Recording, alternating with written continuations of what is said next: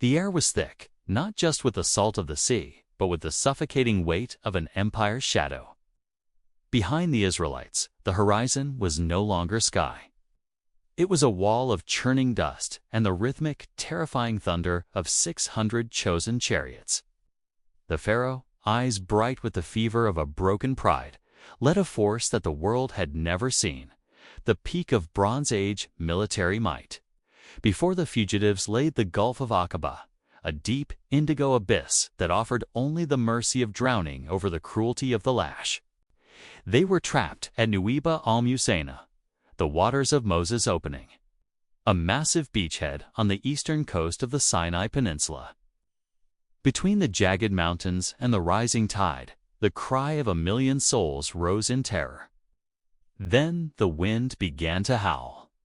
An unnatural, focused gale that peeled back the weight of the ocean like a heavy curtain. Please note that while this video and its imagery are created by a BI to enhance your visual experience and bring these forgotten landscapes to life, the story and the biblical historical accuracy remain true as we use this technology to engage a new generation with the reality of our past. Stick with us until the end of this journey, because the final archaeological discovery revealed at the seabed doesn't just suggest a story. It provides a physical fingerprint of a miracle that changes everything. Chapter 1. The cul-de-sac of Nuweiba. The journey had been grueling. The Israelites had fled the land of Goshen, passing through Sukkot and the wilderness of Etham, according to the biblical record. God told Moses to turn back and encamp by the sea, specifically to draw Pharaoh into a trap. As the Egyptian army closed, the mountain passes behind them, specifically the Wadi Watir, a narrow, 10-mile canyon that snakes through the mountains. The Israelites were effectively hemmed in. Imagine the scene: 1 million refugees, including children and the elderly, compressed onto a sandy plain. To their left and right, the mountains of the Sinai rose like impassable walls of granite. Behind them, the glint of Egyptian bronze armor grew closer by the second. Pharaoh, seeing them entangled in the land, believed his victory was absolute. There was no retreat, no flanking maneuver, and no human hope. Moses stood at the edge of the surf, the salt spray stinging his eyes, as the pillar of cloud began to glow with the internal fire of the divine, moving to the rear of the camp to block the Egyptian advance. The evidence. The bathymetric land bridge standard bathymetric maps of the Gulf of Aqaba showed depths of up to 5,000 feet, with steep, jagged drop-offs that would make a crossing impossible even if the water vanished. However, at the exact location of the Nuweiba beachhead, a unique geological anomaly exists. A massive underwater land bridge stretches across the Gulf to the Saudi Arabian shore in Midian. While the sea to the north and south is terrifyingly deep, this specific path has a gentle gradient of about 6 degrees. It is a natural highway submerged under the waves, the only place on the entire coast where a mass of people, livestock, and wagons could physically traverse to the other side without climbing vertical underwater cliffs. Modern sonar mapping has confirmed that this bridge is wide enough to accommodate the massive numbers described in the Exodus. Chapter 2. The Midnight March. As the pillar of fire stood as a sentinel between the two camps, casting a terrifying radiance over the Egyptian front lines, the seabed was exposed. The ground, usually slick with silt, was blasted dry by a strong east wind that blew all through the night. In the flickering light of the divine fire, the Israelites descended into the canyon of the sea. They walked through a landscape never meant for human eyes, flanked by walls of suspended water that defied every law of physics. The sound must have been deafening.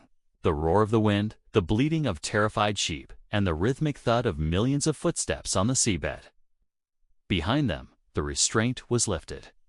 Pharaoh's charioteers, blinded by rage and the promise of glory, drove their horses into the abyss. They believed the path was their own, unaware that they were driving into a divine trap. The evidence? The anomalous coral casts. In the Red Sea, coral typically grows in chaotic, organic clusters on rock faces. However, along the Nuweiba land bridge, divers have documented anomalous coral formations. These are corals that have grown over man-made objects, preserving their shapes long after the original wood and leather have rotted away. Divers have photographed coral-encrusted axles, wheels, and chariot caps. These formations are not found randomly. They are strewn across the path of the land bridge. Most tellingly, researchers found wheels with 4, 6, and 8 spokes. Historical records indicate that the 18th dynasty of Egypt was the only period where all 3 wheel designs were used simultaneously. The coral has acted as a biological cast, preserving the silhouette of the very machines that once hunted the Israelites. Chapter 3. The Breaking of the Wheels. The Bible records a strange detail. As the Egyptians pursued, their chariot wheels began to come off or swerve heavily. In the muddy, uneven terrain of the seabed, the heavy bronze and wooden chariots began to fail. The high-speed vehicles of the Egyptian elite, the Ferraris of the ancient world, were never designed for the rugged, saturated floor of a sea. Horses panicked in the shadows of the water walls. Axles snapped under the strain of the shifting silt. The pride of Egypt was literally falling apart in the dark. By the time the morning light broke, the Israelites had reached the eastern shore, the land of Midian. The Egyptian army was caught in the middle of the crossing, a tangled mess of broken spokes and struggling beasts. Moses stretched his hand over the sea once more. The evidence: the Solomonic pillars. On both sides of the crossing, at Nuweiba in Egypt and at Tel el-Bidaba in Saudi Arabia, archaeologists located 2 identical red granite pillars. The pillar on the Egyptian side was found partially submerged in 1978 and was moved across the road for preservation. The pillar on the Saudi side, discovered later, contained archaic Hebrew inscriptions, including the words Pharaoh, Mizraim, Egypt, Moses, Death, Water, Yahweh, Edom, and Solomon. It is believed that King Solomon erected these pillars 400 years after the event to commemorate the exact location where God delivered his people.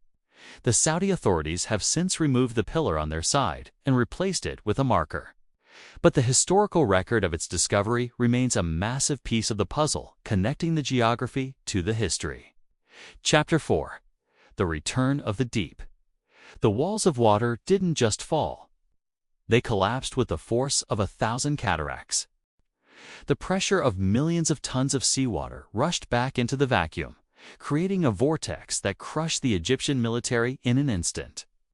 The finest horses, the most decorated generals, and the golden chariots of the Sun King were swallowed in a chaotic roar of foam and silt. The silence that followed was broken only by the sound of the waves hitting the shore and the distant triumphant song of Miriam.